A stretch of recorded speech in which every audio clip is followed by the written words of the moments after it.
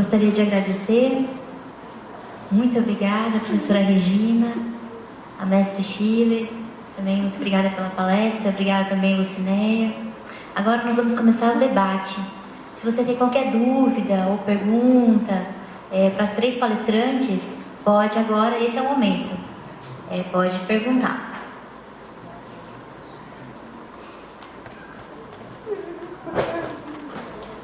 Vou pedir, por favor, para a Lucinéia, também a professora Regina, também a Chile, para tomarem a mesa.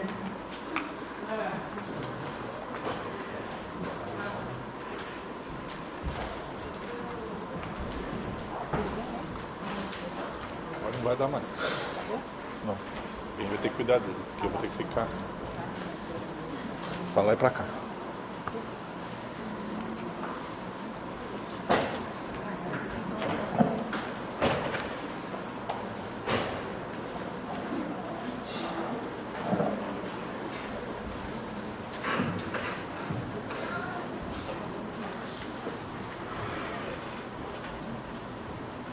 Agora eu vou começar o debate.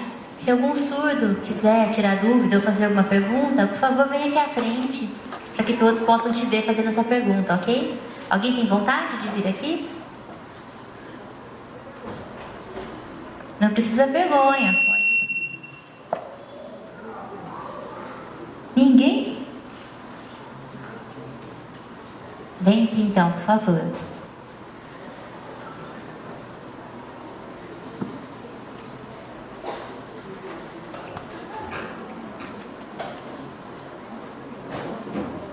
Boa tarde a todos. Meu sinal é esse. Meu nome é Adriano. Eu vi a palestra da Lucinéia, né?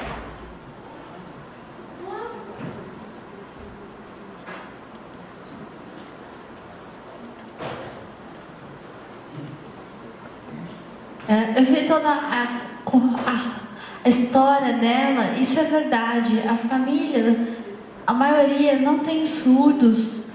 Na escola, na infância é muito difícil. Mais ou menos com 23 anos, a minha esposa que me ensinou como que era a língua de sinais, o português. Minha família tinha os tios, os primos surdos. Tinha muitos surdos, tem muitos surdos na minha família, mas não tinha o português, só usavam a língua de sinais e tinha muita dificuldade com o português. Nenhum deles sabia português e ficava muito complicado durante a infância, até hoje. E quando eu mudei para Campinas, eu comecei a ter curiosidade, pesquisar para surdos que pudessem me ajudar para melhorar essa comunicação. Mais ou menos com 10 anos, mais ou menos, eu comecei a aprender os sinais, o português, e comecei a desenvolver. E assim começou. E também eu comecei a namorar, e isso foi o que me deu assim uma autoestima. E eu agradeço a Deus pela minha esposa, pelos meus filhos, por me incentivar, por aumentar a minha autoestima. Alguns surdos têm dificuldades no trabalho até hoje, infelizmente, para ler, para escrever no português, mas o momento de comunicação é agora, para a gente desenvolver a comunicação agora. E os familiares, os tios, precisam desenvolver isso. Eu tenho 3 tios surdos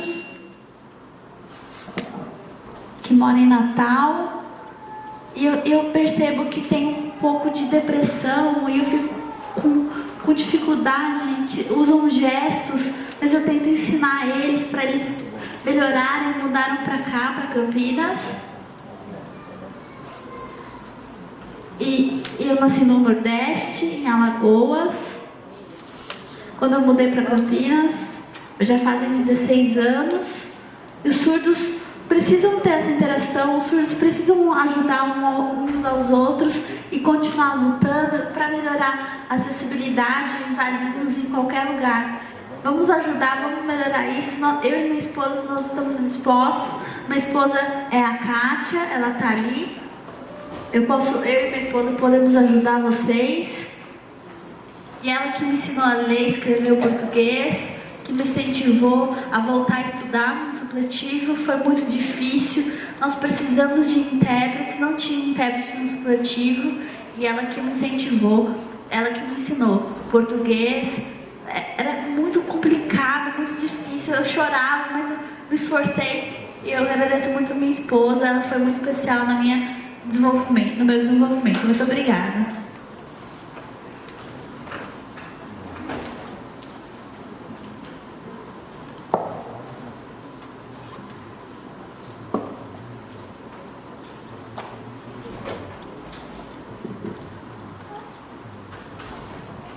Então, estava conversando aqui com a Chile que essa gana, né, esse esforço em incluir os surdos a qualquer custo para atender demandas internacionais, financiamentos locais, né, esquece completamente do aspecto psicológico incluído ou como efeito da inclusão. Durante 25 anos, eu fui psicóloga no CEPRE, no Centro de Reabilitação, e atendia crianças, adolescentes e adultos surdos. O índice de depressão é altíssimo, de autoestima baixa, altíssima. Atendi alguns casos de tentativa de suicídio, não só dos surdos, mas dos pais também.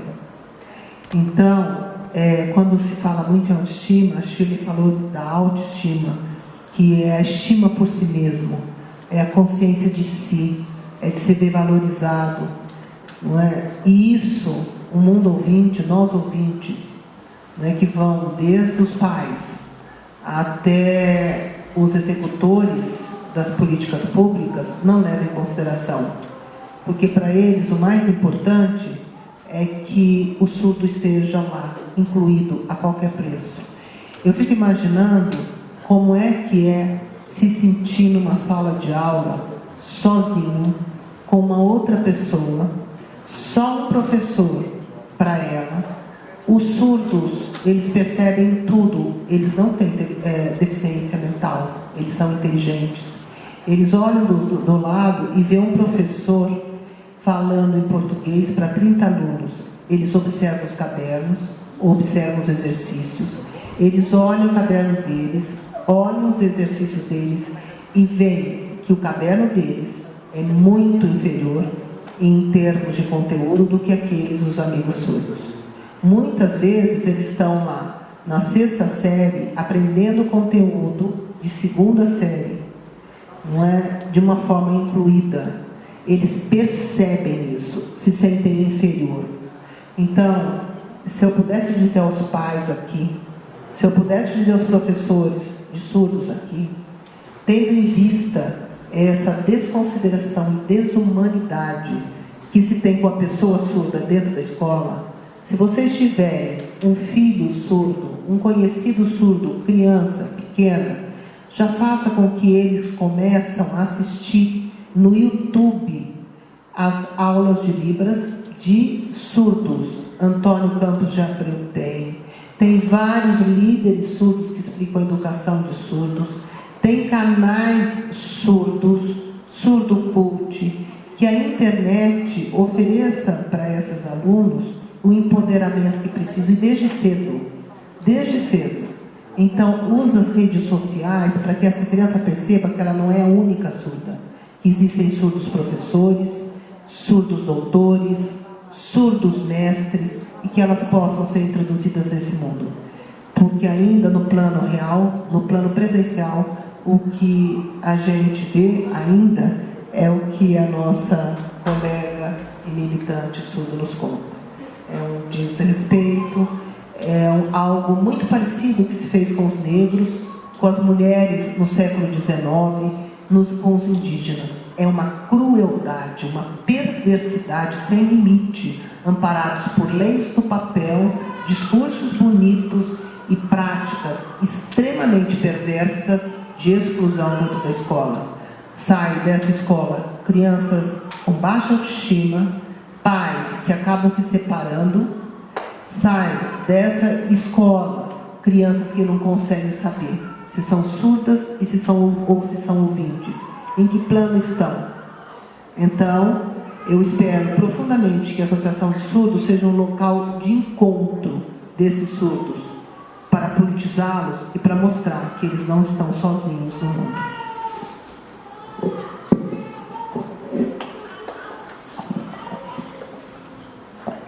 Quero colocar uma pergunta para Regina. Regina, como você fala sobre a sua experiência como psicóloga? Eu sempre lutei nessa questão da psicologia também. Por quê? Eu penso assim, psicólogo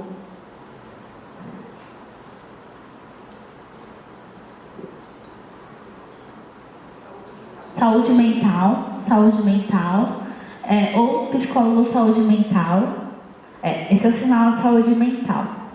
Por exemplo, eu penso, precisa todos da área da saúde estarem abertos para ter língua de sinais. Não só nós, profissionais da educação, mas sim ter uma profissional, uma formação dentro da área da psicologia que atende os surdos melhor. Por exemplo, a professora Regina, ela já tem uma experiência, já conhece como isso funciona, pode nos ajudar, como a gente pode prosseguir para que isso aconteça melhor. No meu caso, eu formo na graduação, eu formo na pós-graduação, mestres e doutores, e agora a gente está com uma experiência de um grupo operativo dentro da Faculdade de Educação, com 7 pessoas em estágio supervisionado. E está sendo uma experiência interessante, porque são alunos, ouvintes, que estão trabalhando como professores de atendimento educacional especializado, e eles estavam muito ávidos para que a inclusão desse certo. E daí agora eles estão percebendo, sem que eu falasse nada, só estando dentro da sala, que a inclusão é extremamente, tal como está sendo feita, tal como está sendo organizada, tal como está sendo praticada, é extremamente duro para a pessoa com deficiência. Então, eu estou fazendo com que eles sintam a experiência dessas crianças deficientes em sala, que eles sintam o desespero que elas também sentem. Então, eu estou fazendo um grupo bem operativo com eles. Eu acho que a gente tem que formar profissionais em todas as áreas, incluindo psicólogos. E eu vou dizer, precisa muito mais os pais, ouvintes de filhos surdos, psicólogo, desde o diagnóstico, do que os próprios surdos. Porque os problemas emocionais que os surdos têm uma base. Tem o fato que começa lá na época do diagnóstico, quando o médico diz assim: seu filho é surdo, nunca vai escutar, talvez nunca aprenda como uma criança normal, e o termo normal é usado. A senhora seria melhor colocar um implante coclear nele, é uma boa chance. O médico não diz que o implante coclear não transforma surdo em criança ouvinte e nem transforma um surdo em ouvinte. Ele também esquece de avisar que os pais precisam de fonoaudióloga numa criança implantada nos primeiros anos, todos os dias, pelo serviço da saúde, pelo menos 4 vezes por semana. Esses são os casos bem-sucedidos. Quando o sistema de saúde, no máximo, oferece 1 ou 2 vezes o atendimento fonoaudiológico. Esse é o caso de uma criança implantada de 5 anos que eu estou acompanhando numa escola. E a criança com o implante e com 2 horas de fono já diz claramente em língua de sinais: eu não sou ouvinte, eu sou surdo, eu não quero ficar nessa escola, ela tem 5 anos de idade. E daí sabe o que a escola está fazendo? Está dizendo que a criança é rebelde, que ela é hiperativa, e já encaminhou para um serviço de psicologia para que ela fique mais calma. porque ela não para sentada. Ela tem 5 anos, está no ensino infantil e não tem que parar sentada mesmo. Revoltar-se quanto ao atendimento que ela está tendo, comparada com as outras crianças, é extremamente salutar. Essa criança entra em sala de aula e tenta arrancar a parte externa do implante. E as professoras se perguntam, não como ensinar a criança, o supervisor, não como ensinar a criança, mas como fazer a criança aceitar o implante, ou seja, ser o que não é, ouvinte.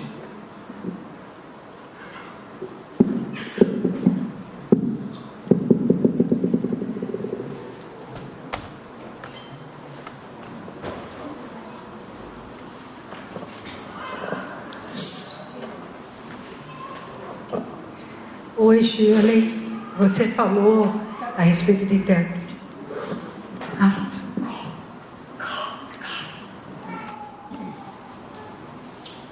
Shirley, você falou do intérprete de Libras, da importância, nos mostrou o vídeo, né? E a minha preocupação, assim, está latente na questão das escolas de hoje, eles estarem falando de recurso tecnológico, ou seja, de aplicativos, substituindo o profissional intérprete de Libras. Isso me preocupa muito. O que vocês... eu gostaria de dar a opinião de vocês em relação a isso.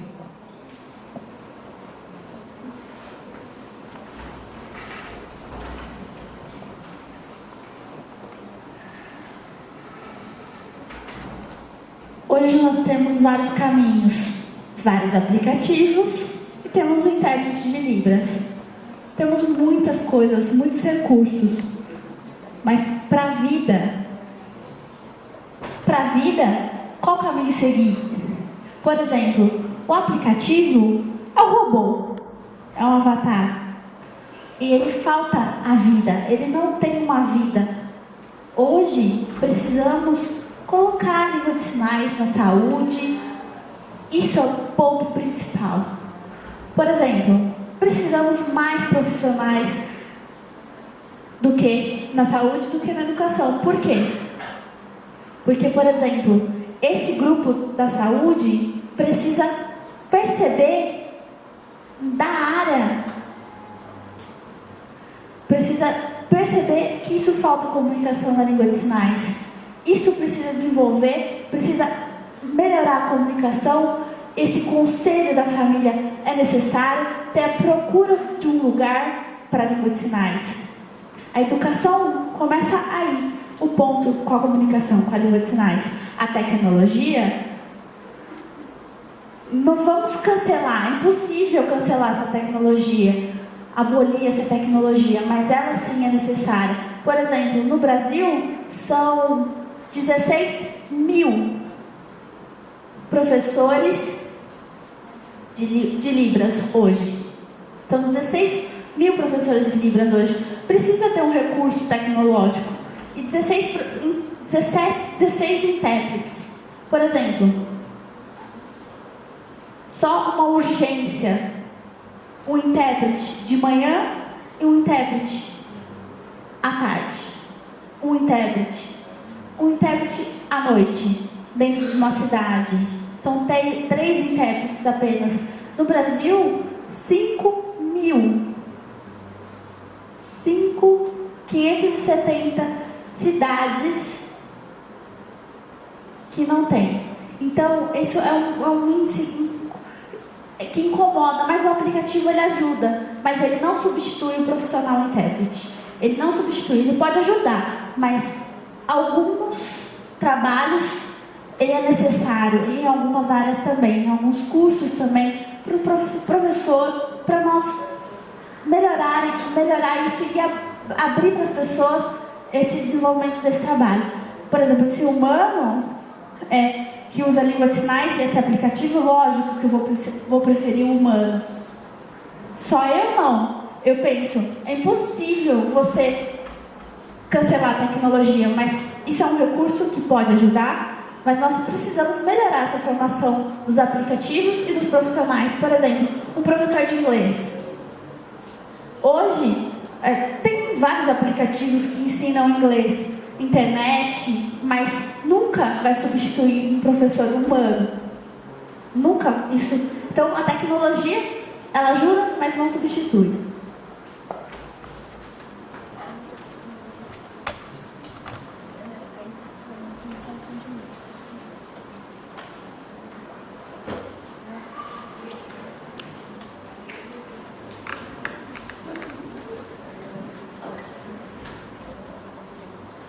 Boa tarde a todos.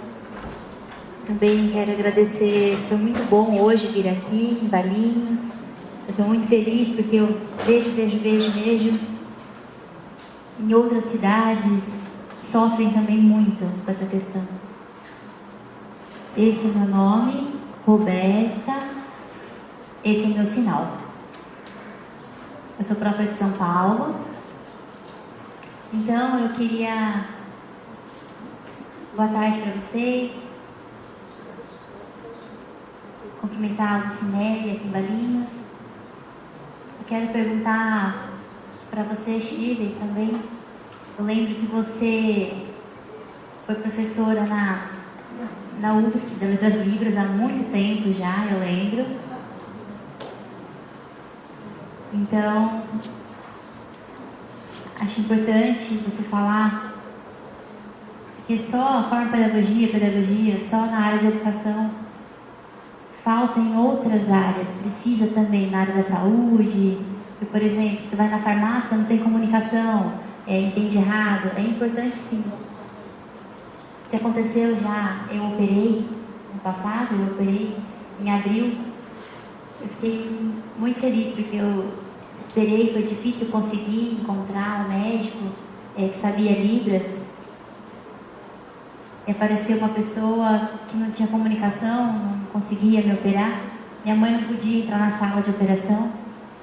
Era proibido entrar na sala de operação. Só o médico podia entrar. Então, só o médico e não sabia Libras. A médica sabia Libras porque ela é filha de uma mãe surda. Então, eu fiquei muito feliz e aliviada com isso. E a cirurgia foi ótima. Então, acho que foi muito importante hoje. Eu queria saber, perguntar para você, como eu faço para organizar um planejamento, um projeto, para eu apresentar o meu trabalho na Unimed. Esse é o sinal da Unimed, lá em São Paulo. Tenho uma experiência, tenho vontade de ter intérprete no trabalho, para palestra, reuniões, também encontros nacionais. Eu queria saber como que eu posso fazer um projeto para poder apresentar lá no hospital, por exemplo, para conseguir também um grupo de funcionários médicos que possam aprender língua de sinais, para que tenha atendimento direto ao surdo. O surdo sofre com a comunicação. É muito simples, muito reduzido. Pela dificuldade de comunicação, é perigoso, pessoas morrem por falta de informação correta. Então é muito importante o surdo ter acesso, ter liberdade de não ficar dependendo da mãe, do pai, às vezes da avó, pessoa de idade, isso é impossível. Eu queria saber, como que eu poderia fazer um projeto? Fica aí, por favor. A Unimed já tem um grupo de RH, certo? Os recursos humanos. E também tem vários projetos sociais. Esse projeto precisa ser constituído com um contato. Você precisa falar e divulgar dentro desse local. E isso vai fazer isso acontecer, esse projeto.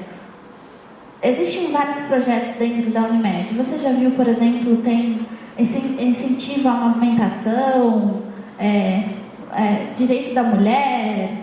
E você pode incluir o seu projeto de comunicação em língua de sinais dentro desse grupo do RH da Unimed. Por quê? Primeiro, tem que fazer o texto, né, a dissertação do projeto.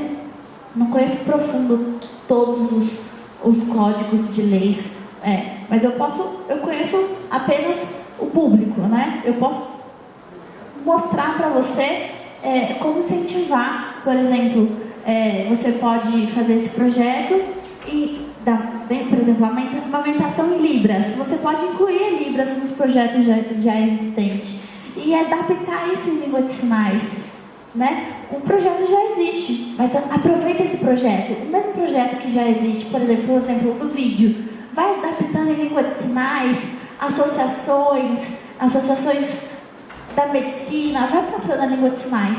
Isso tem que ir com uma certa estratégia para você colocar as informações da língua de sinais e que isso possa evoluir mais e mais. A Unimed, por exemplo, de Campo Grande, tem intérprete de Libras. Campo Grande, esse é o sinal de Campo Grande. CG. Alguns aprenderam a língua de sinais, mas você pode colocar isso, Roberta, você pode colocar isso na sua cidade e também...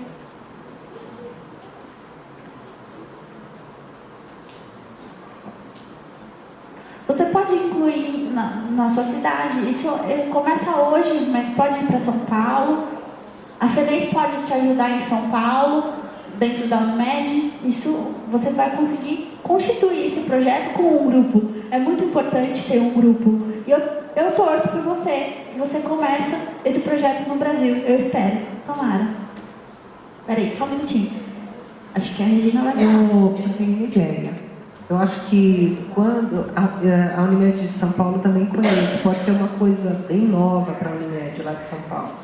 Mas é interessante ter esse projeto de Campo Grande, porque se a Unimed souber que outra Unimed já tem em outra cidade, ela vai ficar mais aberta para receber a sua proposta, porque ela vai ver que não é tão novo assim. E já houve, já tem uma história dentro da própria Unimed. Ou seja, já há uma jurisprudência. Ou seja, já há dentro da Unimed, que é uma cooperativa médica, já há caso de aceitação de intérprete. Então, talvez a Shirley poderia dar um contato na Unimed de Campo Grande, eu não sei se você tem, para a Roberta, para saber como é que aquela pessoa, como é que a Unimed ali aceitou o intérprete.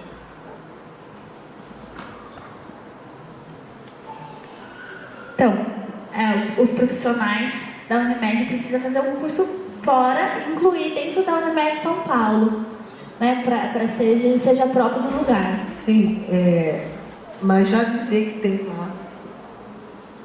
Precisam sentir o desejo. A Unimed precisa aceitar isso. Por exemplo, associação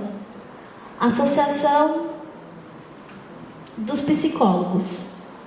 Associação dos Psicólogos de São Paulo, por exemplo, se fizerem um curso de Libras, o conselho, ter um conselho de psicologia, aceitar ter um curso de língua de sinais dentro do conselho psicológico, isso sim vai dar um gancho, um engajamento para que seja um trabalho efetivo dentro da Unimed, dentro de outras instituições ou outros lugares. Então, o conselho regional precisa aceitar e lutar para que isso aconteça efetivamente.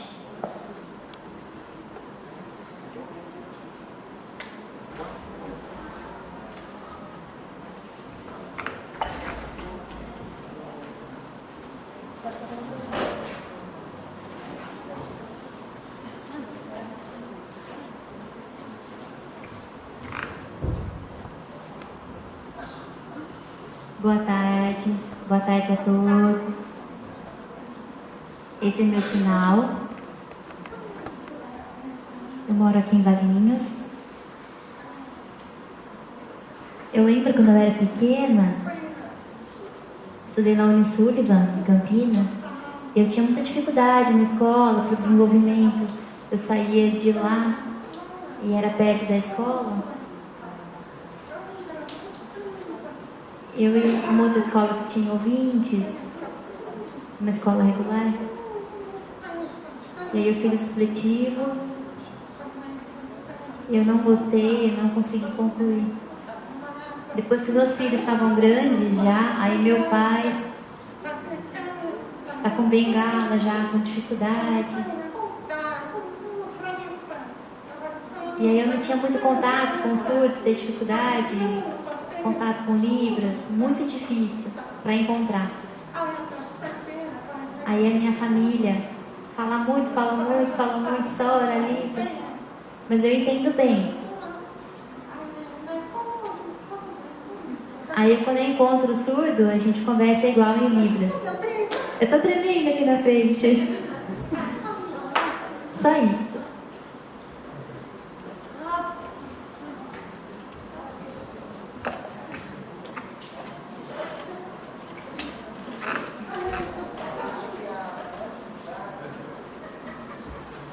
A maior dificuldade, realmente tem razão, é dentro da própria família.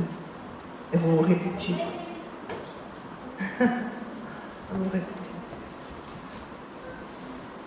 Você tem razão.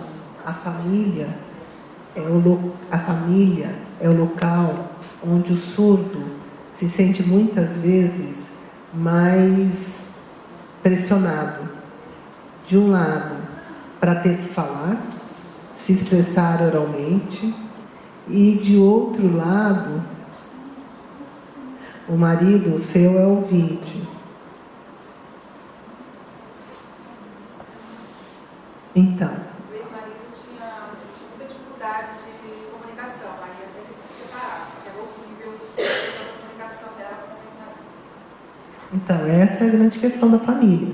Eu acho, ontem, a gente estava conversando há 2 dias, ontem, eu acho, anteontem, com a Shirley, e ela me perguntou, Regina, não tem mais trabalho com família de pessoas surdas? Eu falei, não tem mais no Brasil, né? Porque no Brasil, até a década de 80, 90, a gente estudava muito família. A reação da família, os efeitos da família sobre a autoestima do surdo, as tristezas e as depressões dos surdos por não conseguirem ser o filho ouvinte dos pais. Então a gente fazia muito estudo, meu mestrado é nessa área. Daí nós paramos de fazer os estudos para poder centrar as pesquisas na língua de sinais, para mostrar e demonstrar que a língua de sinais era de fato uma língua. E isso a partir de 1990. Então a gente deixou de estudar a família dos surdos e passou a entrar na luta para o reconhecimento da Libras, né? E eu acho que você tem razão. Agora nós precisamos de novo, já que a Libras é reconhecida, de novo a analisar os efeitos que ser surdo, né, traz tanto para os pais. Muitos pais se separam, eles ficam culpando um ao outro. Quando recebem o diagnóstico, quem foi a causa da surdez? Foi a mãe? Foi o pai? Eles vão procurar ajuda de vários médicos para tentar ver se um diagnóstico possa dizer que o filho ainda vai falar. Não é? Colocam um implante, forçam a criança a ser o que não é, né? Ser surdo. Eu vou contar um pedacinho da tese da Regiane Agrela, de mestrado da Regiane Agrela. Ela é surda, ela fez mestrado comigo, e ela tem uma cena no capítulo, um capítulo que ela escreve sobre família. O que é ser surdo numa família ouvinte? Daí ela conta uma cena que é a seguinte: orientado pela fonoaudióloga, orientado pelo médico e a fala da Regiane, os médicos e os fonos recomendaram que a mãe só desse comida para a Regiane se ela pedisse pela fala a comida. Se ela conseguisse falar só arroz, era só o que ela ia comer. Ela tinha que aprender a falar arroz e feijão para comer o arroz e o feijão. Algumas vezes, em reunião de domingo, a família fazia aquela comida de domingo. Arroz, feijão, ou bife, batata frita, ou macarronada com frango. E era colocado o prato em frente à Regiane. Se a Regiane não falasse o que tinha no prato em português, de forma que a mãe e os pais entendessem, o prato da Regiane era colocado em cima da geladeira e ficava lá, até ela dizer o que ela queria comer no prato. Isso foi um esforço que esses pais, foi o treinamento, o exercício que esses pais tiveram para estimular a Regiane a falar.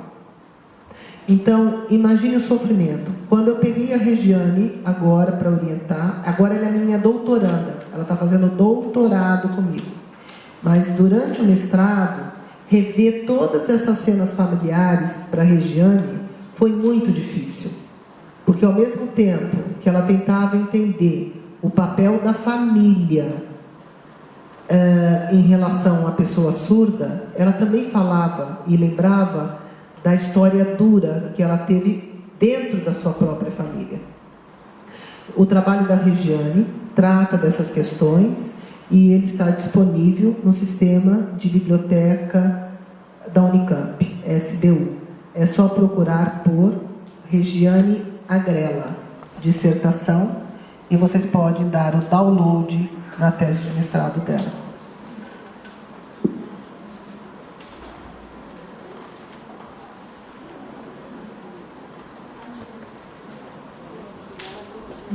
Miriam, por favor. Em primeiro lugar, eu quero agradecer imensamente, né, a presença das professoras Shirley e Regina. A Regina sabe que hoje é fruto um pouco do trabalho dela. Eu sempre falo para ela, a semente que ela lançou. É com muita gratidão que a gente está aqui, viu, Regina? E eu queria também agradecer aos vereadores que se encontram presentes até agora, que estão acompanhando a nossa discussão, que isso acredito que é fundamental. E tem uma boa notícia antes de fazer a pergunta para dar para a comunidade surda, né?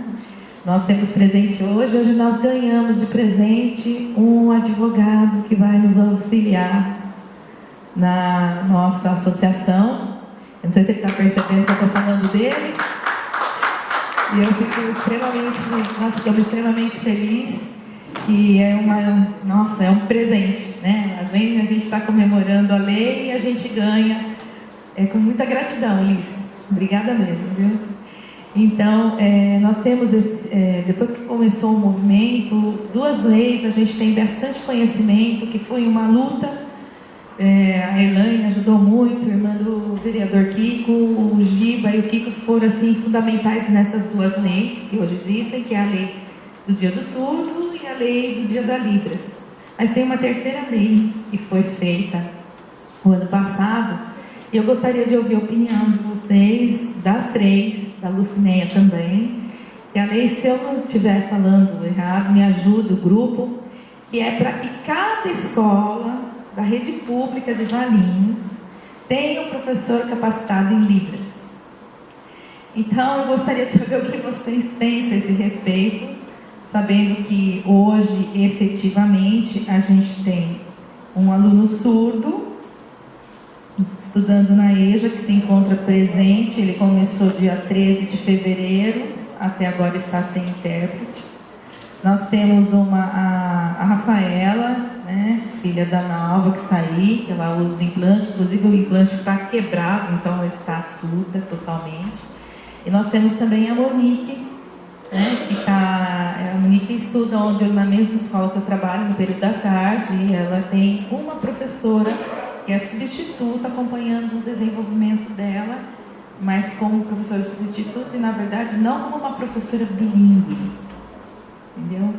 Então, gostaria de ouvir a opinião de vocês, porque eu acredito que essa lei existe, a gente tem que pensar o que fazer, ou para adequar, o que pode ser feito, porque a gente não tem nem concurso, nem o cargo de professor bilíngue, nem o cargo efetivo de intérprete na rede.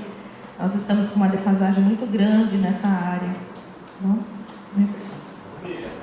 Só para que o doutor Luiz é assessor do vereador Popó, né?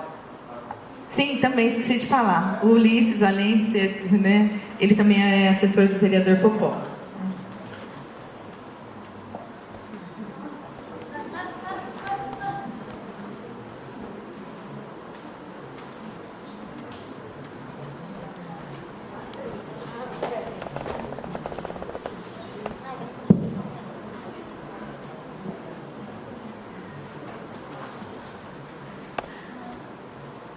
Um exemplo. Eu posso colocar uma explicação para vocês. Uma vida de verdade, assim. Só falaram um surdo, só colocaram na hora com um intérprete ou um professor bilíngue. Em Campo Grande não tem surdos que não falte intérprete. Sempre acontece dessa situação. São 300 intérpretes em Mato Grosso, trabalhando, atuando em vários lugares, em várias escolas educacionais e universidades, e não tem na escola, falta intérprete. Não é vivência diferente aqui em Valinhos e lá em Campo Grande. Já são anos nessa vivência. Surdo cego também tem.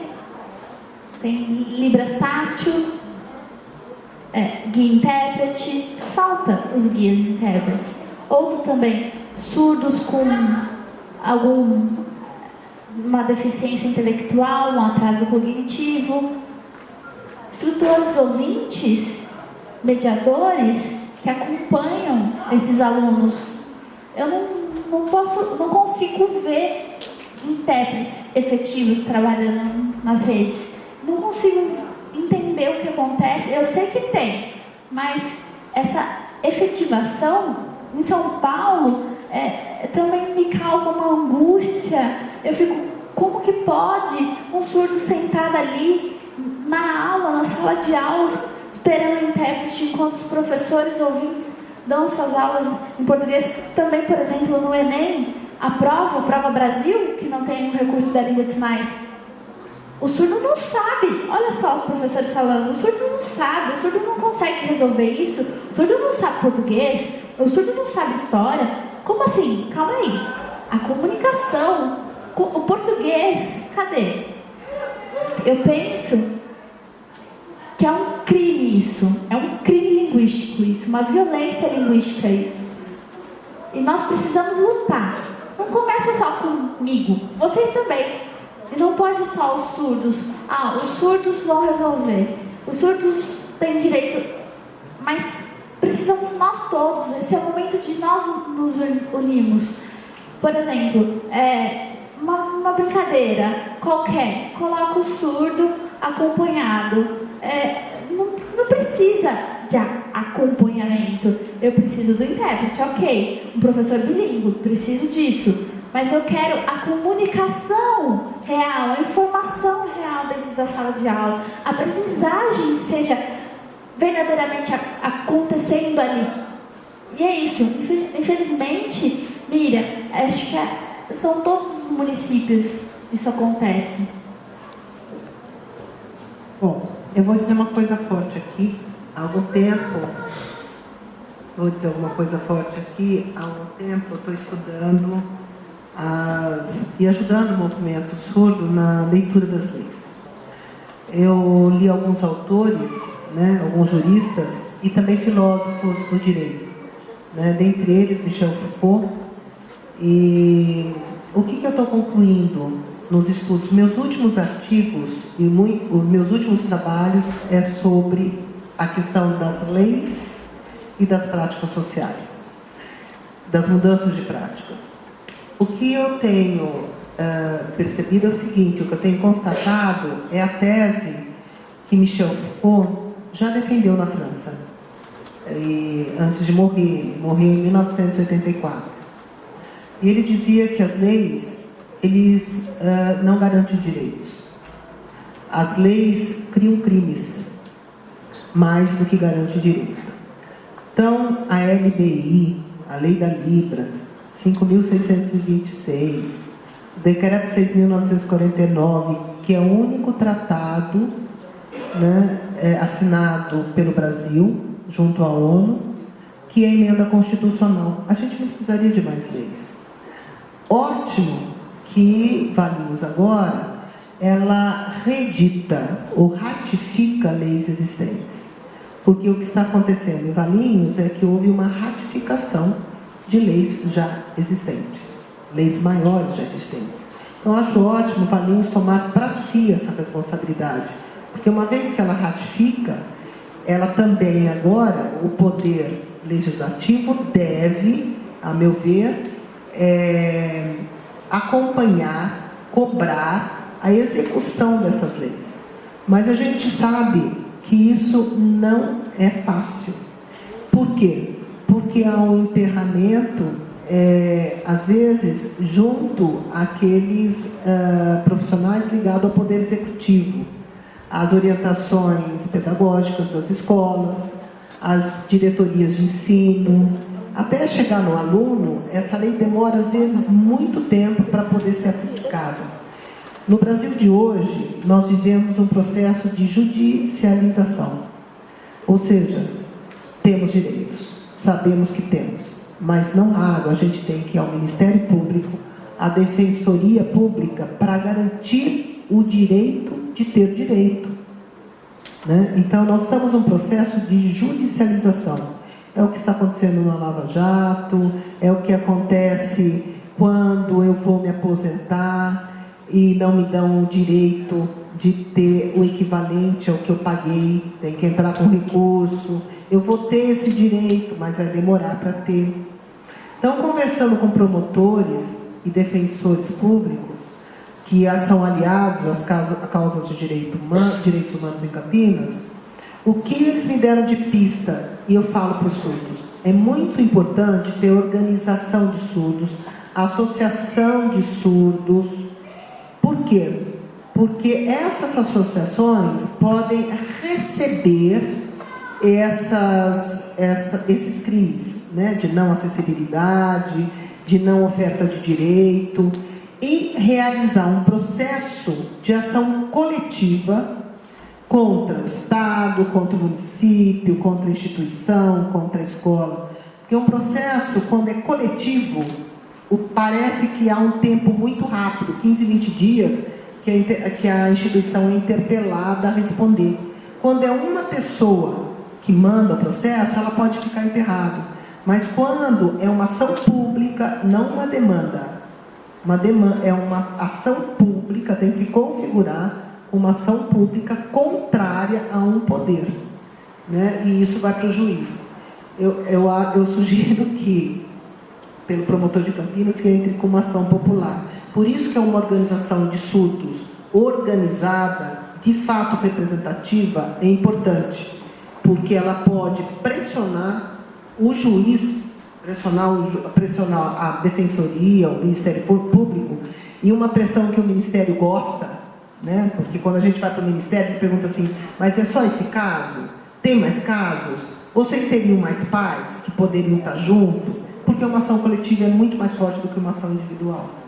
Então, isso, a Associação de Surdos, é um papel da Associação de Surdos fazer a luta coletiva para conquistar direitos já adquiridos por lei, pelo menos desde 2009, com 6.949/2009.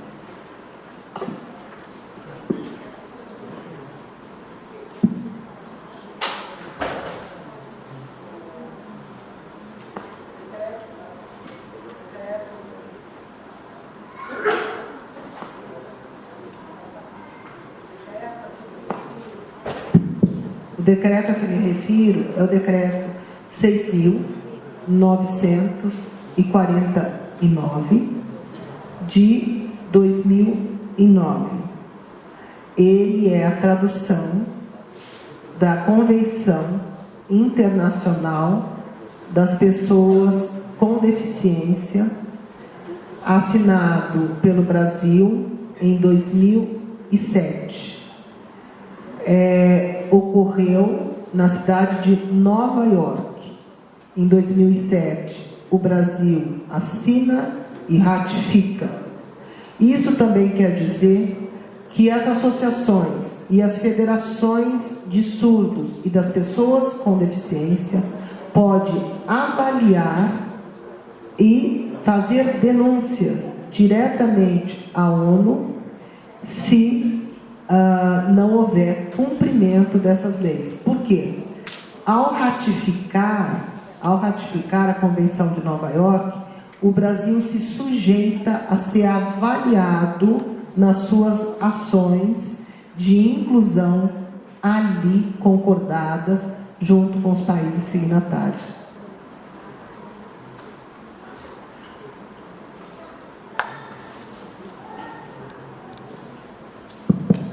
Eu gostaria de fazer uma pergunta.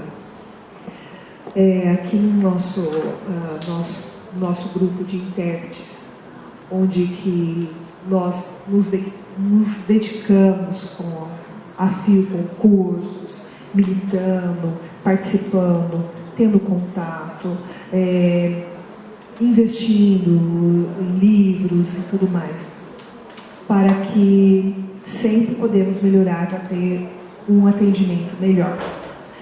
Eu gostaria de saber o que vocês, a opinião de vocês a respeito desses concursos, desses cursos, desses contratação do Estado, onde eles pedem apenas 160 horas, um curso de 160 horas para o intérprete trabalhar dentro de uma sala de aula para ensinar, ajudar o professor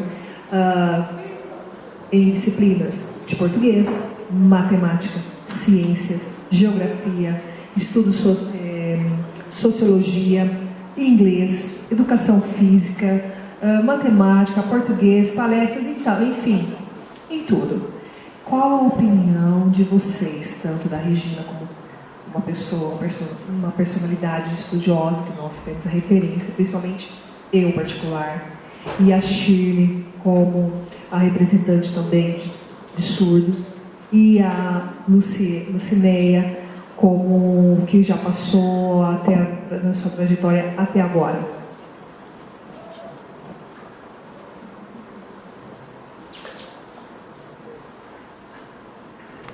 A pergunta é para as três.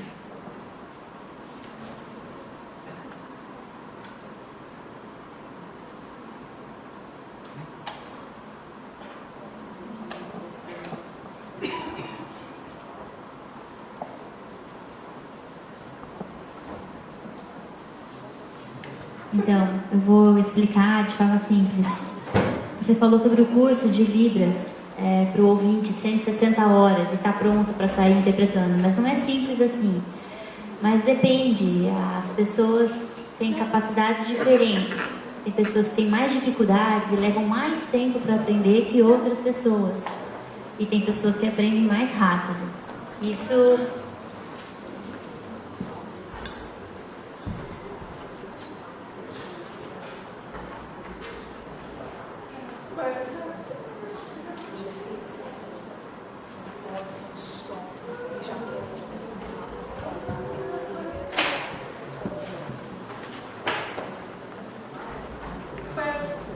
o básico, e depois precisa fazer curso próprio para interpretação, e aí começa a trabalhar como intérprete. O curso básico só é impossível.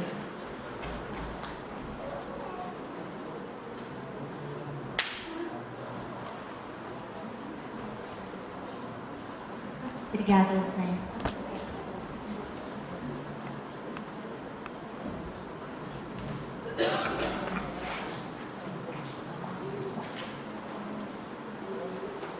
Letras Libras, curso de Letras Libras, na UFSC. Eu acredito que a graduação de 4 anos. De 4 anos. Por quê? Eu sei a língua. Não é um gestos, é a língua. A gramática da tradução e interpretação ela é pesada, são 4 anos, mais ou menos 3.000 horas. Isso eu aceito, intérprete. Se não tem faculdade, precisa mais ou menos de curso de 3 anos. Menos do que isso é impossível. Vai fazer a gente de bobo, desculpa, não aprendi nada.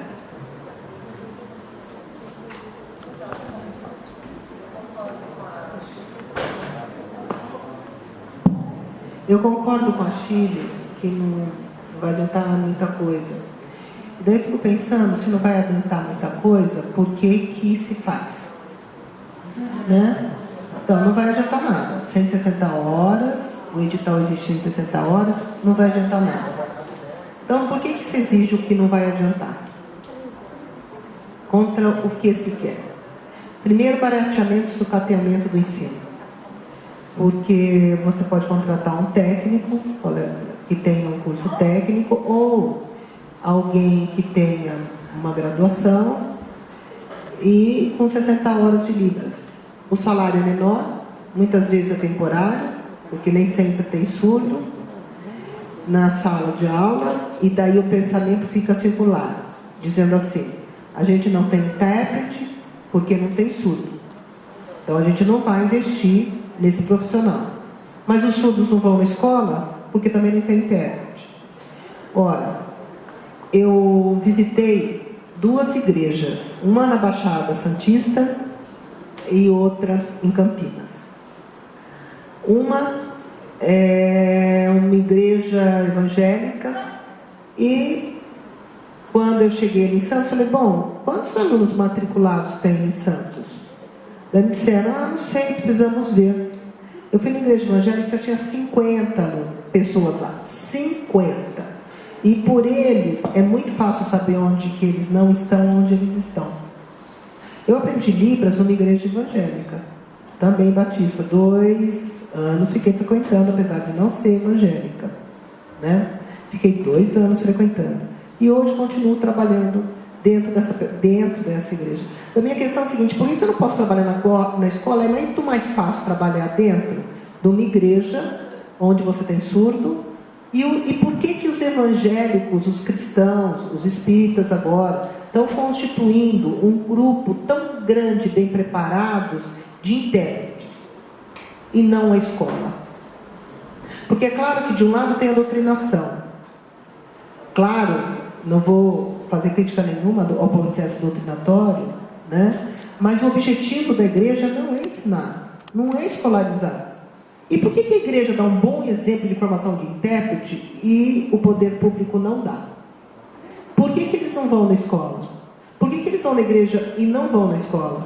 Porque a escola é hostil. Ao mesmo tempo em que, ao fazer essa perversidade de exigência de 160 horas, o poder público diz assim: a gente está cumprindo a lei. Porque a lei não diz exatamente quanto tempo de curso é necessário. A Lei 5.626 diz que é recomendável que seja um bacharel em tradução e interpretação de Libras. Então, nós temos já cursos em Goiás, nós temos cursos na Universidade de São Carlos, de especialização em intérprete, nós temos cursos na Universidade Federal de Santa Catarina, de graduação, de formação inicial. E a prefeitura pode bancar cursos assim. O poder é público, né? O recurso é público. Então, é possível trazer formação para cá. Pode-se a prefeitura ser polo de uma instituição que forma intérprete. Como a Unicamp foi polo do Letras Libras e de bacharelado em interpretação e tradução. Só que esses profissionais serão graduados, eles terão outra carreira, vão custar mais caro, eles já têm a consciência do profissionalismo, eles não vão ter um olhar assistencialista, porque eles são graduados. Então, eu acredito que o poder público, ele precisa ser ético. Moral ele está sendo, quando ele diz assim: vocês querem intérprete? Tudo bem. Olha, tem a Maria das Dores, ela tem lá uma pedagogia e tem 160 horas de Libras. Então, a Maria das Dores vai ser intérprete da sua escola. Como não tem uma regulamentação mínima necessária para a formação, o público está fazendo o seu dever moral, mas não ético. Porque essa criança certamente não vai aprender. Vai ter comprometimentos afetivos graves, de autoestima, e vai sair da escola antes de terminar o ensino fundamental. E essa é a perversidade do sistema. Boa tarde a vocês, né? E muito obrigada por vocês estarem aqui, porque eu também sou mãe de uma surda e ela não quer vir falar, eu resolvi falar no lugar dela. Levanta aí, Andréia. É a Andréia, e ela é muito conhecida aqui em Valinhos, na prefeitura, tudo, e a qual eu agradeço muito à prefeitura, né, de ter me ajudado também no crescimento dela, porque me ajudou demais, porque ela começou também no ano de Sullivan, e eu levava ela de um ônibus, ficava lá do meio-dia até as 5 horas da tarde, sem comer, sem nada, até ela sair da escola para nós voltarmos para casa. Foi muito difícil a caminhada, mas graças a Deus está aí. Depois a prefeitura colocou uma perua para que pudesse levar essas crianças, a Nali, a Lucinéia, umas meninas que estão aqui, que é todas amigas da Andréia, né? E aí a perua levava, a gente levava até na prefeitura e a prefeitura levava até o Anisúrio. E depois a gente ia buscar na prefeitura. E no qual também que eu comecei a trabalhar na prefeitura, fui merendeira, me aposentei de merendeira na prefeitura e tive muito apoio da prefeitura porque eles precisam muito da gente. Logicamente que eu acredito que eles sofrem mais do que a família, né? Porque numa família que não é um casamento bem estruturado, igual o meu não foi, sobrecarregava a mãe. Então, eu carregava sozinha aquela carga, sabe? Mas com muito amor, que um dia ela crescesse, né? E se lutasse com as próprias pernas dela. Foi sofrimento, foi muito choro, foi muitas decepções. Tudo isso que eu vi aqui, de colocar no sul, de colocar numa escola normal. Um dia eu acabei tirando da escola normal, porque ela chegava todo roxo em casa. E eu ia reclamar, porque ela caiu, porque ela bateu, porque ela ia isso, aquilo. Acabava se deixando, aí eu tirei. E depois ficou adulta, né? Conheci um moço lá em Minas, que eu sou mineira, e minha mãe se apresentou com uma fotografia dela, aí se gostaram à primeira vista. E veio o casamento. No casamento foi a minha maior decepção da minha vida. Porque eu precisava, né, de arrumar os papéis de casamento, né, que é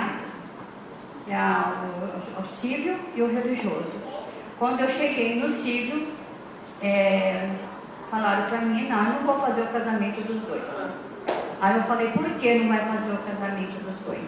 Como que eu vou fazer um casamento de 2 surdos se eles não sabem o que querem? E não tem um intérprete para poder fazer o casamento deles. Eu falei assim, e na época eu não sabia, né, que tinha intérprete mesmo, porque isso já faz muito tempo, já está com uma filha já de 16 anos, que é normal, que estuda administração, e a Ogiba conhece, a Ana, né, e é uma menina super inteligente. E no qual ele não fez o casamento mesmo, sabe, ele não fez o casamento mesmo. Aí eu falei, mas como que essa menina vai se juntar? Como é que vai fazer? Aí eu fui procurar o padre da minha comunidade, que era o padre Valdemar, né, da Vila Santana. Ele falou, não, eu não vou fazer o casamento da sua filha, porque não é vou fazer um casamento religioso se não casou primeiro no civil. Aí eu falei, meu Deus, aí era outra frustração, e o que acontecia? Eu deixava a escola com outra merendeira, a merendeira sufocava no serviço, para me procurar certas coisas, era médico, era tudo era eu, sabe? Aí um dia até que eu falava para mim assim, nossa, essa mulher só vem com desculpa da filha. Não é possível que a filha não se vira sozinha. Mas não se vira, gente, não se vira. Eles têm que ter alguém por trás deles, né? Porque como é que eu ia fazer? Tinha que sair. Aí o padre Valdemar falou, não vou fazer o casamento. Aí eu fui em outra igreja, que é a igreja de São Sebastião, que é a igreja, é centro, não sei se é casa. E aí o padre na época era o padre João. Isso, o padre João falou assim, olha, a senhora leva a sua filha, tudo em Campinas, que eu já ouvi aqui, né? Tudo em Campinas, porque aqui em Valinhos não tem, né? quase nada, né? Agora vamos conseguir, graças a Deus, porque eu creio, né, que Deus vai estar nesse projeto, Ele vai ajudar, porque primeiramente a gente tem que pedir a Ele, né? A Deus. Eu creio que tudo vai dar certo e vai ajudar todas vocês aí para implantar esse projeto nosso aí, das atividades dos surdos. Aí o padre falou para mim assim, olha, você foi no lugar errado. Você tem que ir em Campinas, numa igreja divina em Salvador, que tem um padre que é intérprete, que é o padre Valdecir, que eu não lembro dele até hoje, nunca mais, padre Delci. Eu não lembro dele, eu não esqueço dele até hoje. Fui até lá, levei o casal, fez o curso lá na igreja, né, divina em Salvador, fez o curso, tudo. Aí quando foi o casamento deles, o padre Delci perguntou para ela, né? Porque o esposo dela veio de Minas, é muito sério, não gosta muito de conversa, ela é mais, assim, conversa mais. Aí o padre Delci falou assim, mas cadê a certidão de casamento do Silvio, né? Casou do Silvio. Ela não sabia nem se explicar. Aí eu peguei e falei assim, que não, que ele não fez o casamento porque ela é surdos e mudos, né? É surdo, né? Aí ele falou assim, nós é um absurdo uma coisa dessa, vocês têm que voltar lá. O padre João foi lá, confirmou, e ele falou assim, eu não faço mesmo. Eu não fiz e não faço. Aí agora, há pouco tempo, eu fui lá e falei assim, pode trazer o casal aqui que eu faço o casamento. Mas agora só porque eles não querem casar. Eles querem ficar aqui mesmo se acomodar. Eu agradeço muito a vocês, viu, por estar nesse projeto.